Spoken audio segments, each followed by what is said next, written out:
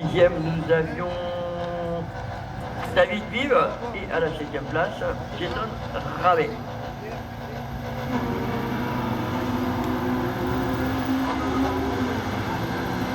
Allez, c'est parti avec un excellent départ dans cette série encore et avec, eh bien, c'est Michel Le Diagon qui est en train un peu...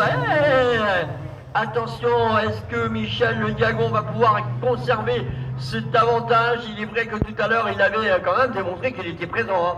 Il avait vraiment démontré sa présence sur la piste sans pour autant faire le forcing. Mais en tout cas, pour l'instant, eh bien, pour l'instant, tout se passe bien avec lui puisque il vient de prendre les commandes de cette série et qu'il va donner le maximum. Là encore une fois, on sait que c'est un garçon qui a beaucoup de maîtrise, qui ne s'affole pas, et c'est toujours d'être au contrôle. Mais attention, il sait aussi qu'il faudra compter sur un garçon comme notamment Judy Gaël Guérin, qui avait remporté sa série tout à l'heure. Alors ils auront une finale, donc ils ont le temps, ils n'ont pas besoin, entre guillemets, comme on dit, de se précipiter.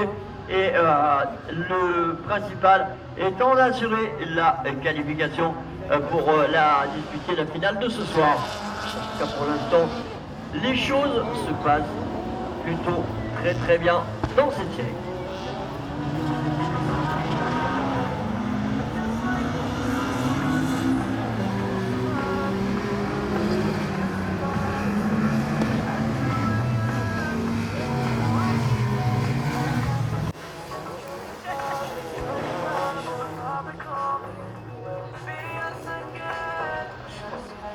Alors course limpide là encore avec des pilotes qui ont pris tout de suite des positions stables avec des écarts quand même suffisamment importants pour notamment Michel Le Diagon envisager à quelques encablures de l'arrivée de venir s'imposer sans trop de difficulté car il reste encore un tour et à l'entame du dernier tour l'avance est quand même considérable.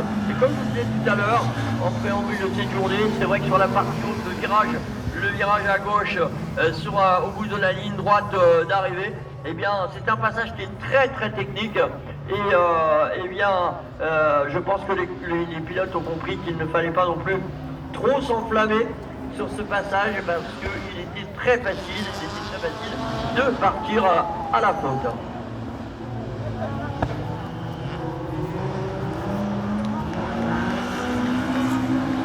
Voilà, victoire pour Michel Le Diagon dans cette série